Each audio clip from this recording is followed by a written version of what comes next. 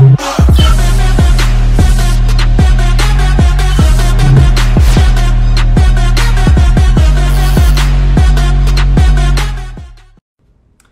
on est de retour en direct pour notre deuxième segment de la soirée. Deuxième commentaire de notre collaborateur. Cette fois, c'est Danick Martineau qui va être avec nous pour nous présenter son petite interruption à cause de la connexion, mais je pense que tout est rentré dans l'ordre. Et oui, tout est beau. On attend l'invitation de Dan qui va nous rejoindre dans quelques instants. Segment dans la tête à Dan. Et oui, avec son beau chandail de Suzuki. Come on! Fuck yeah, mon chum! Yes, sir! On est en compagnie de Danick Martineau, humoriste. Comment ça va, mon chum? Ça va bien, plutôt, beau bonhomme? Ça va très bien, merci. Dan, durant mon segment avec Simon dans les dernières minutes, on a beaucoup parlé du match d'hier, notamment de la performance de Tyler Toffoli, qui est sur la page frontispice de Hockey le magazine. Je vous encourage à vous le procurer en kiosque. Mais il y a d'autres joueurs qui ont retenu notre attention, notamment Josh Anderson, qui a connu encore un très fort match hier. On l'a, notre power forward, je pense, Dan. Écoute, Josh Anderson, c'est le genre de gars qu'on n'a pas vu bien jouer. Hein? Columbus, genre qu'un samedi soir, tu t'assis et tu te dis « Ouais, on m'a regardé une bonne petite game de Columbus. » Non, c'est rare que ça arrive. Non, ça, c'est sûr. Tu sais, je savais que le gars, il patinait, mais tu sais, il a l'air de n'importe quel grinder de midget B, là, on va se le dire. Josh Anderson, c'est pas le gars le plus skill pis tout, mais il avance en s'il vous plaît, puis il est gros. Puis c'est tout ce que ça prend, pour vrai, c'est tout ce que ça prend pour être un bon grinder power forward dans la NHL.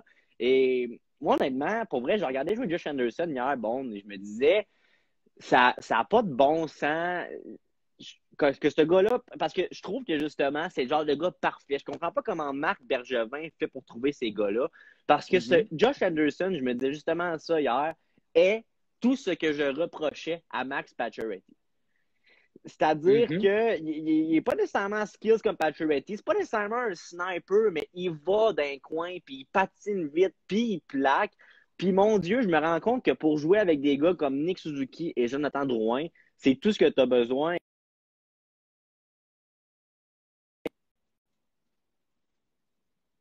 Ce qui amène cette saison, ce gars-là. Puis j'ai vraiment hâte de voir si...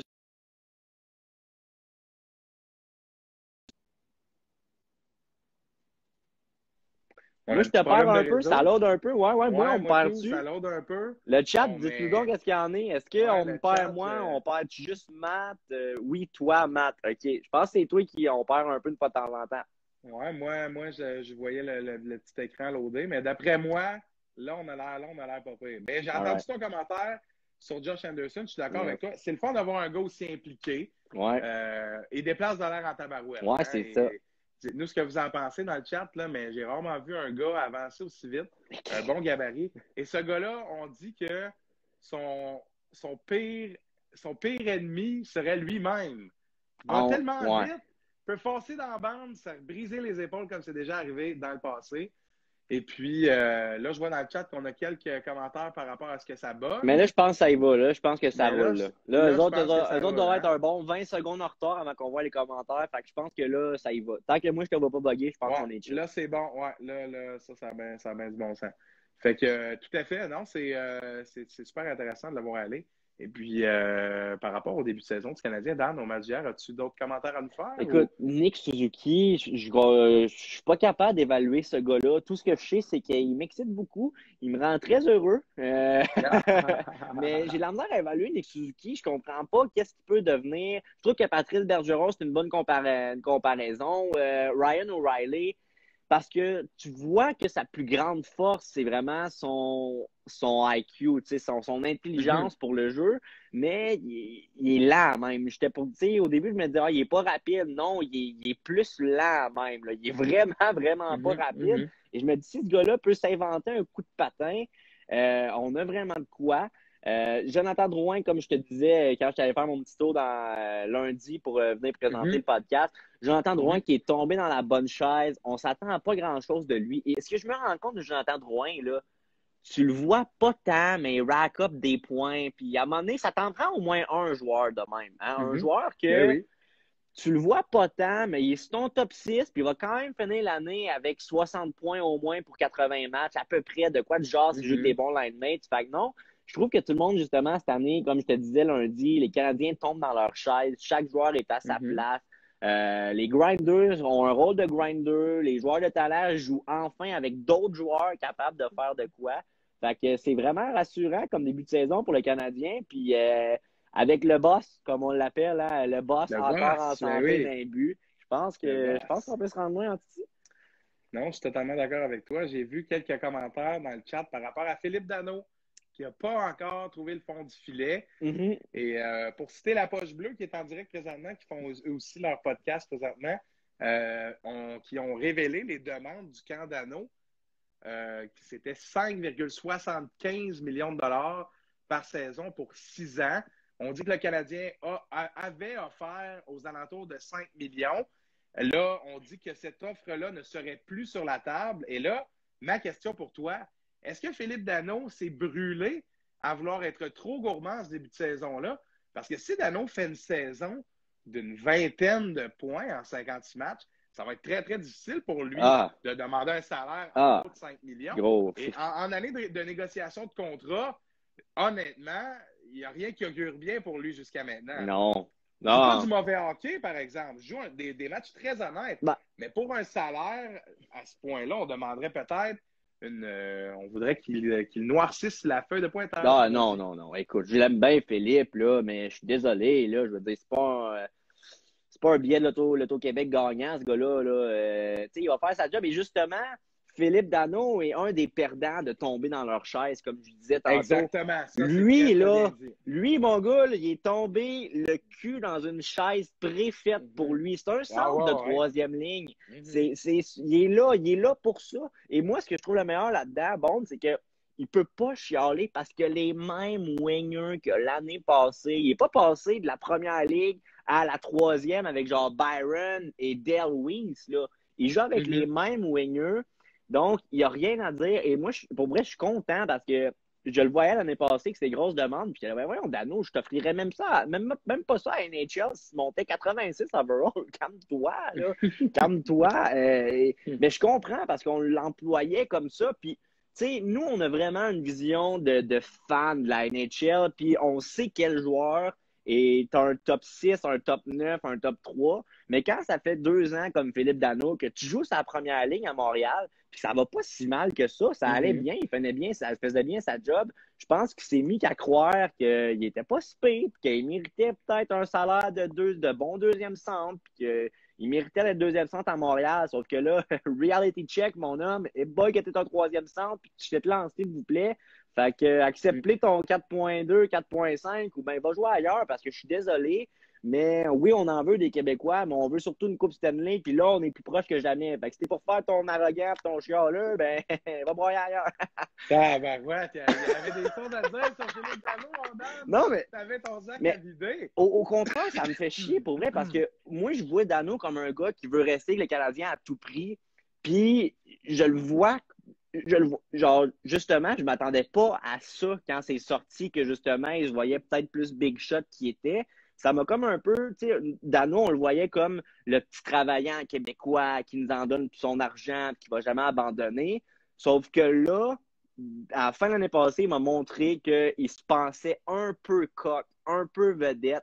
Puis ça, j'aime pas ça parce que j'ai pas l'impression que c'est le cas. Puis quand tu te mets à croire que tu es un peu de même, ben là, c'est là que tu charges cher. Puis moi, je suis pas prêt à payer trop cher pour ce gars-là. Malgré que je l'adore, c'est un excellent joueur défensif, excellent Québécois. Mais j'aime trop de la place à masse salariale pour avoir des joueurs qui mettent la rondelle dans le but.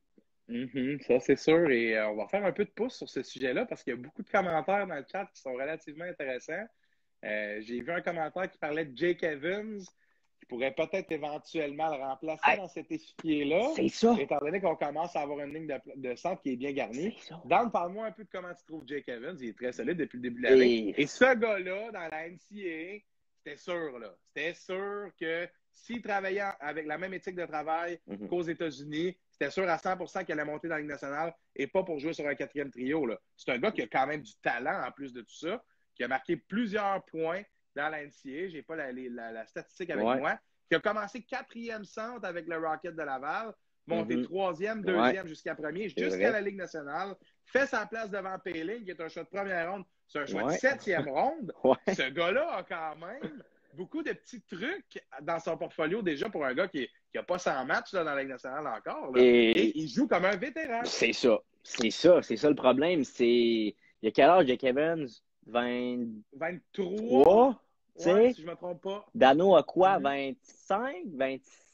27, si je ne me trompe pas. Tu sais, moi, quand je jouais Evans, je jouais en début de saison, je me dis, crime, mais je serais même pas gêné de monter d'une ligne, tu sais. Fait que si là, on se met à avoir des négociations houleuses avec Dano, c'est parce qu'il devient facile à bumper. C'est ça qui est triste. C'est que là, c'est rien contre lui. Et c'est ça la situation avec le Canadien. C'est ça qui est, je pense, qui montre l'ampleur de cette situation-là. C'est pas seulement Philippe Dano, parce qu'on est carrément plus en même organisation qu'année passée et nos besoins sont plus pareils. Et quand tes besoins sont moins criants, ben la valeur de tes joueurs moyens baisse parce qu'ils deviennent des moyens moins et non des moyens plus. Et c'est juste une question de circonstance pour Philippe Dano. Je veux rien y enlever à lui, là, encore une fois, excellent joueur, mais selon les circonstances en ce moment, ben justement, le salaire va chuter s'il veut rester avec nous, sinon il ira ailleurs parce que Jake Evans fait la job. Puis, mon Dieu, je veux dire, s'il est pour upgrader comme il a fait depuis l'année passée, puis cette année, ça va commencer à aller vite là, parce que moi, sur la 4e ligne, mon joueur favori, c'est Jake Evans et de loin. Puis non, pour vrai, je ne serais pas shaké à le mettre sur la 3 à la place de Dano, malgré que j'aime Dano là. Fait que non, vraiment, Dano qui aurait dû mordre dans le contrat le plus vite possible pendant qu'il était encore haut, avant que le Canadien lui donne moins de temps de jeu et que le contrat baisse par lui-même, malgré lui. Et là, je te parle d'un scénario, je fais un peu de pouce sur ce sujet-là. À quoi s'attendre de Thomas Tatar dans d'éventuelles négociations de contrat? C'est-à-dire, dans un monde où le Canadien de Montréal s'est départi d'un contrat comme celui de Paul Byron, et je doute que ce soit quelque chose qui pourrait arriver, il est très, très aimé par l'entraîneur et par l'organisation. C'est un vrai pro, Paul Byron, à ce qu'on entend. Je pense que du côté du Canadien, on se retrouve avec un casse-tête parce que dans un monde où on signe Dano, ben là, on voudrait peut-être garder Tatar pour garder le trio, qui serait peut-être plus le premier trio du Canadien, mais qui reste quand même un trio très intéressant. Et même dans ce début de saison-là, on les a vus faire des choses très intéressantes. Gallagher a pu avoir 1 ou 2 buts facilement hier soir. Toujours aussi combatif. Et Dano n'a pas encore de but, mais il fait bien les choses. Et Thomas Tatar est encore très bon. Personnellement, c'est pas un joueur que j'affectionne, mais il est très, très bon. C'est un gars qui réussit à trouver un moyen de se rendre au filet, trouver un moyen de créer des chances de marquer. Et c'est pas toujours très élégant, mais c'est très, très efficace, du moins dans sa dernière année et demie avec le Canadien. Ceci étant dit, dans un monde où on ne garde pas Dano, ben, je doute qu'on garde Tatar. On va essayer de placer Gallagher ailleurs dans cet échiquier offensif. Mais honnêtement, s'il risque d'avoir des changements dans cette formation qui va très bien, on risque déjà de commencer à penser à des changements pour l'an prochain, puisqu'on parle de 2 gars qui sont sur le premier trio de Claude Julien. On parle, tu comprends ce que je veux dire? Là? C'est le premier trio en termes de production, mais à RDS, quand vous voyez les lignes, là, le premier trio, c'est Tatar, Dano, Gallagher. Ceci étant dit, est-ce que c'est terminé pour ces 2 gars-là? Et là, c'est Nick Suzuki, là, l'attaque du Canadien à partir de l'an prochain. C'est ça. On est dans l'avenir pas mal, là, mais tu comprends ce que je veux dire? Non, mais à un moment donné, il faut regarder là. Puis quand tu as une équipe qui n'a pas de prospect, tu peux vivre plus dans le moment présent, mais quand tu as des gars comme Nick Suzuki qui se montrent comme étant des joueurs qui vont faire un point par match là, en carrière, pas de problème, en tout cas, qui sont de ce calibre-là, mec, on soit obligé de signer ça, ça sera pas 2,5 millions pour un an. Ça va falloir donner des bidous, puis kéké, puis tout. Fait que moi, j'aimerais autant qu'on prépare le futur. Je connais pas précisément la situation financière du Canadien. Bon, on est à combien de ci, de ça, puis si on signe pas Dano puis Tatar, il nous reste combien, puis tout. Une chose que je veux dire, par contre, sur Thomas Tatar, c'est que je pense qu'il faut pas négliger un gars comme Thomas Tatar, parce que je pense que c'est le type de joueur qu'on a le bouton éjectable facile. Thomas Tatar, c'est ce type de joueur-là, c'est qu'il va t'apporter de quoi de nécessaire que tu vas aimer, mais pas assez visible à chaque match pour que tu fasses « Ah, c'est un intouchable, c'est un gars nécessaire », mais à chaque année, il va te scorer 20 buts. Et un exemple que j'aimerais donner d'un gars qui a quitté une équipe, un peu comme Thomas Tatar pourrait le faire avec nous, puis que son équipe regrette, Tyler Toffoli. Je suis désolé, mais c'est le même type de joueur. Pas Tout à nécessairement le fait. plus rapide, mais Pas bon pour très créer élégant, des mais jeux. C'est bon ça. hockey sense, Pas bien plus élégant. positionné. Va t'en scorer 20 par année dans une saison normale, mais ça se peut que tu l'oublies après 2 ans, qu'il est si important pour ton équipe, puis tu as envie de faire de la place pour un autre joueur. Mais c'est des joueurs importants, et cette année, on en a plus que jamais, et je pense que c'est la clé de notre succès. C'est pour ça qu'on est aussi bon, c'est pour ça que je veux pas dire qu'il faut se départir de Dano et Tatar, parce que je pense que c'est le fait qu'on ait 3 lignes capables de la mettre dedans qu'on est bon cette année. Puis que je pense justement que si tu perds Dano Tatar, ben là, on en revient à 2 deuxièmes lignes. Un peu le même problème que l'année passée, malgré que nos joueurs s'améliorent, nos jeunes s'améliorent. J'aime l'apport d'une 3e ligne qui peut produire. Puis regarde, cette année, on a le luxe monétaire de le faire, fait que tant mieux. Je fais confiance à Bergevin. Putain de génie, ce gars-là. Fait qu'il fera ce qu'il pense le mieux, puis je vais le suivre avec le gros sourire. Dan, on a parlé un peu avant l'émission. Tu n'as pas une petite affirmation à faire par rapport à Marc Bergevin? Tu penses d'ici la fin de la saison, je te laisse continuer?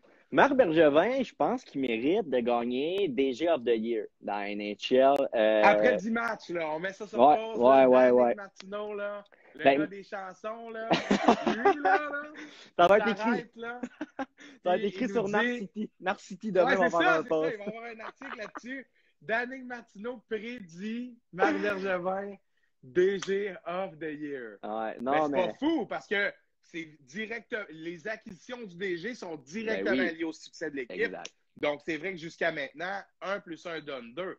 Mais vraiment, Dan, on va s'en rappeler dans 46 matchs encore? Mais rappelez-vous-en, c'est parce que le problème, c'est que moi, je suis vendu Bergevin, tu sais, je veux dire, ça fait des années que je vante c'est ce qu'il fait, puis ça fait des années qu'on n'est pas bon. Fait qu'imagine quand on devient bon, là, j'ai toutes les raisons de le vanter au monde. C'est parce qu'un DG, je trouve que le monde juge ça de loin. Ils disent l'équipe est bonne, moyenne, bon, ben le DG il est pas bon. Moi, c'est pas de même que je vois ça. Je regarde move par move ce que Bergevin a fait, move par move depuis qu'il est arrivé, et il y a tellement pas grand-chose que je suis pas d'accord. Et les choses que j'étais pas d'accord étaient la plupart cet été, entre parenthèses, Jake Allen et Corey Perry, et je me ferme la gueule. Je me ferme vraiment la gueule. Marc Bergevin, pour vrai, qui me fait capoter. Et comme tu as dit, c'est ça, là, c'est que nos 2 meilleurs buteurs en ce moment, si je m'abuse, sont ces 2 acquisitions de l'été, Josh Anderson et Tyler Toffoli. Move par move, c'est du génie ce qu'il fait. On est rendu de la profondeur de quoi de terrible. Dans les power rankings, on est rendu haut, alors qu'on n'a même pas de vedette à l'attaque. On a Carey Price.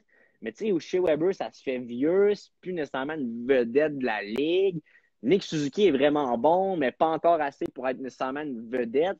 C'est impressionnant, je trouve, une équipe en 2021 dans un milieu où le sport est tellement de vedettes et de joueurs dominants qu'une équipe comme Montréal soit bonne sur l'ensemble de l'équipe. Je trouve que c'est impressionnant et ça veut tout dire du travail de Marc Bergevin qui doit rire des autres DJ là, quand il regarde ses trades un peu. Là. Je fais un petit clin d'œil au DJ de Chicago qui avait échangé Dano contre Weiss et Fleischmann. Je pense que c'est Dano puis un 2. Ouais, genre. Ouais, Dano puis un 2, ouais, contre Weiss Fleischmann. Ça me fait capoter, ça. Là, je vois mon père, Pierre Bond, on le salue, qui écrit dans le chat Perry, bonne tortue, point. Mais moi, je l'aime bien, Corey Perry. Pas très rapide, papa, c'est vrai. Ça, c'est sûr. Ça, c'est un pro, par exemple. Ouais, ça, c'est un pro. Ça, il y a du millage. On va utiliser la bonne vieille expression. Ouais, ça, c'est Dan, sûr. le temps file, fait qu'on va enchaîner sur quelques-uns des sujets qu'on a préparés. D'abord, tu en as parlé un peu sur tes réseaux sociaux, mais tes réseaux sociaux un peu plus privés. Mais Connor McDavid, pour toi, grâce à ses performances des derniers jours, est vraiment le GOAT, le greatest of all time. Et j'aimerais t'entendre là-dessus. Sors-nous tes arguments, parce que c'est un excellent joueur de hockey, c'est indéniable. On le sait tous. Si vous écoutez ici, c'est hockey présentement.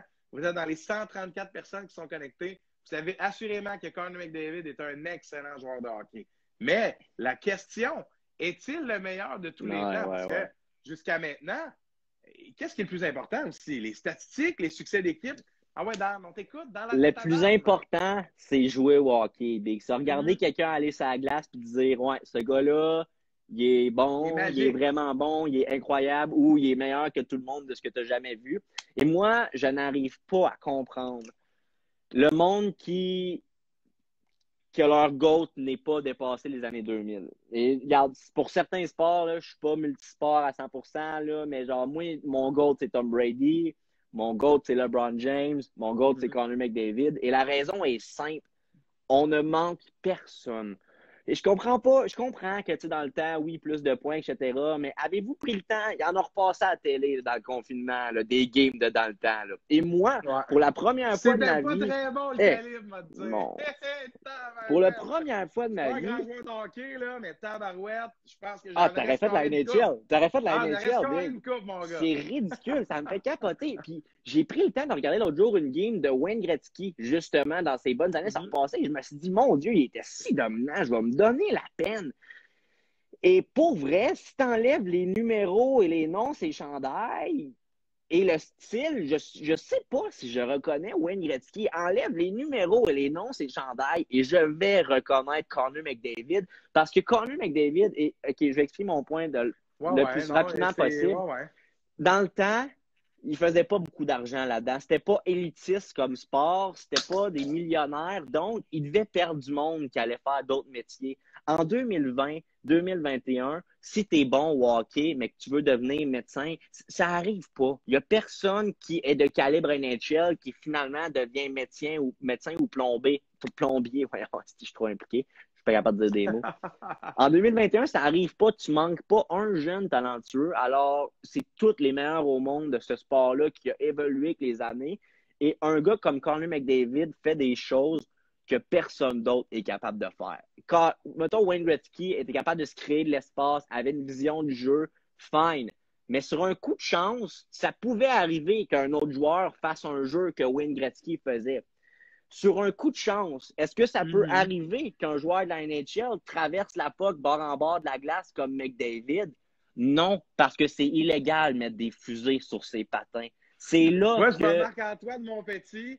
Je vois Marc-Antoine Monpetit qui écrit dans le chat. Si on est. T'es chanceux qu'on soit sur Instagram parce que tu te ferais ramasser ailleurs. Mais ce gars-là, il est Il fan. dit témoigne. Ce gars-là, il est fan de Steve Bégin. Son opinion n'a aucune puissance à mes yeux. OK? Ben, bien hâte de voir la réponse. Non, mais c'est vrai.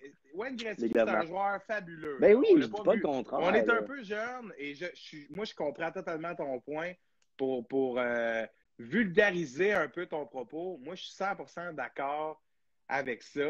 Je pense que le hockey est rendu aussi à un autre niveau en termes de performance, d'entraînement, de Ouais. capacité Ben physique. oui. Les êtres humains ont compris des centaines de choses depuis l'époque où ces joueurs-là jouaient. Et ça favorise, on va dire, nés dans la bonne génération.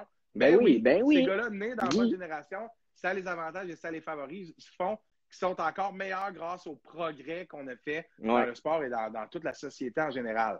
Ceci étant dit, pour toi, si je comprends bien, parce qu'on va définir nos concepts, Ouais. pour toi, le meilleur joueur, c'est le gars qui donne le meilleur spectacle sur la Ouais. patinoire. C'est ça Exact. que je comprends de ce que tu dis. Exact. Le Et meilleur on va joueur s'entendre que restera c'est toujours lui. à venir. Le meilleur joueur restera toujours à venir. C'est ça Parce qu'il que faut les records sont comprendre. faits pour être battus. Oui, et c'est ça qu'il faut comprendre avec ma façon de voir les choses. C'est que je dis pas que Wayne Gretzky n'était pas dominant. Je dis pas que si Wayne Gretzky naissait en 2005, il ne deviendrait pas le meilleur joueur de l'histoire. Je dis pas ça, mais je dis que de ce qu'on a vu de l'évolution du hockey, puis ce qu'on regarde de Wayne Gretzky sur la glace, puis Connor McDavid, selon moi, c'est le meilleur joueur de tous les temps de façon. Ça serait de dire que dans le temps, un athlète de nage était peut-être meilleur que Michael Phelps parce qu'il y avait moins d'entraînement.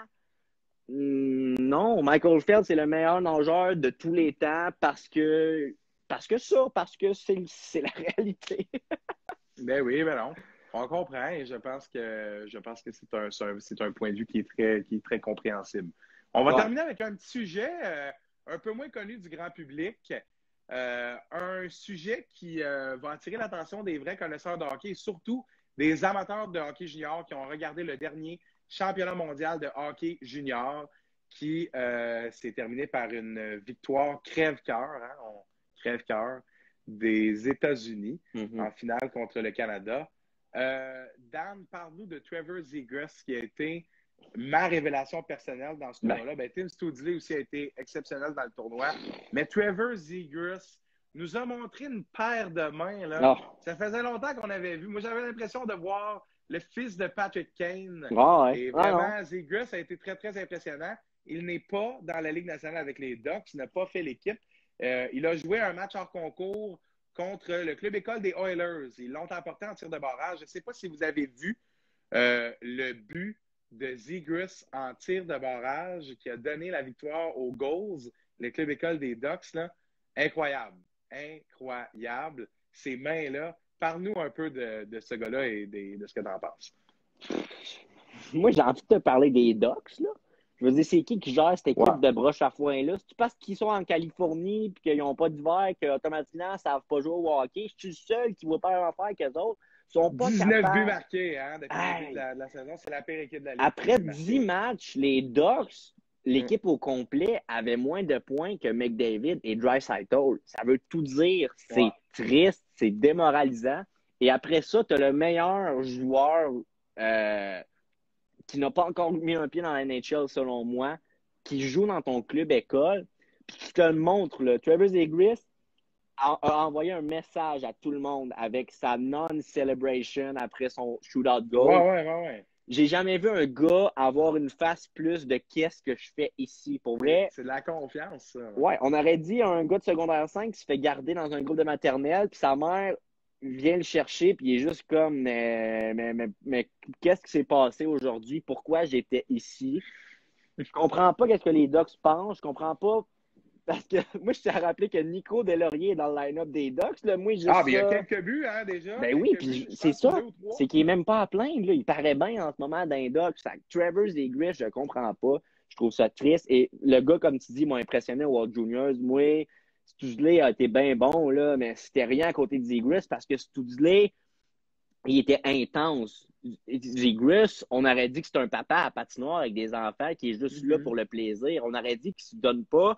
Ce qui peut venir comme déranger, c'est un joueur, mais c'est preuve d'un talent incroyable.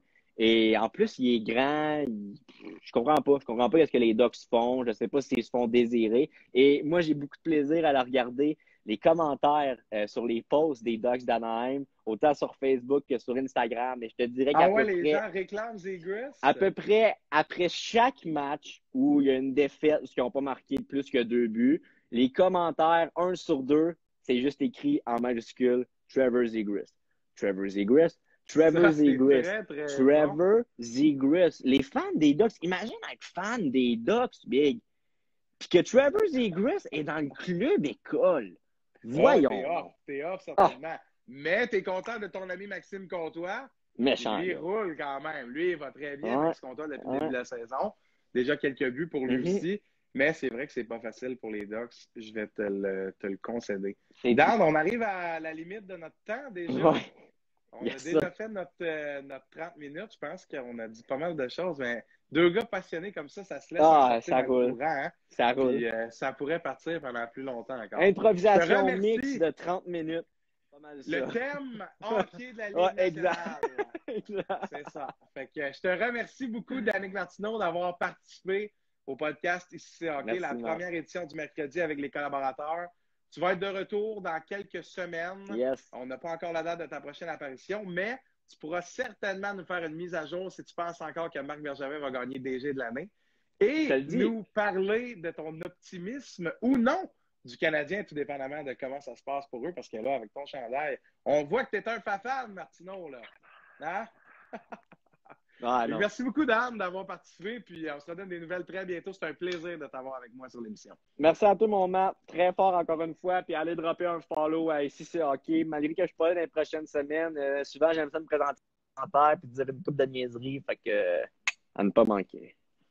Merci beaucoup tout le monde. Merci à tout le monde dans le chat pour votre participation. Go, let's go. Disponible en rediffusion sur Spotify, YouTube et sur Instagram en IGTV. Et le mot de la fin, Dan. Go, let's go! Et ça recommence demain. Attends plus de pause. C'est-tu contre Ottawa demain? Ouais, 2 fois. On en a parlé dans l'autre émission. Là. Tu regarderas l'autre épisode avec Simon Bédard. Là. C'est pour ça que je n'ai pas abordé le sujet avec toi. On a trop parlé. Juste, on termine avec la petite tasse des sénateurs. Là. 1-8-1. 20 buts pour, 24 buts pour, 48 buts contre. Tu sais ce que ça fait un 8-1 quand tu le dis vite? Ça fait. C'est pour ça que j'ai pris un comique dans mon équipe. Attends, j'arrête. C'est terminé. Salut tout le monde. Ok, ciao, bonne soirée. Bonne soirée. Go, let's go. Come on! Fuck les sénateurs, vous êtes pourris! Come on!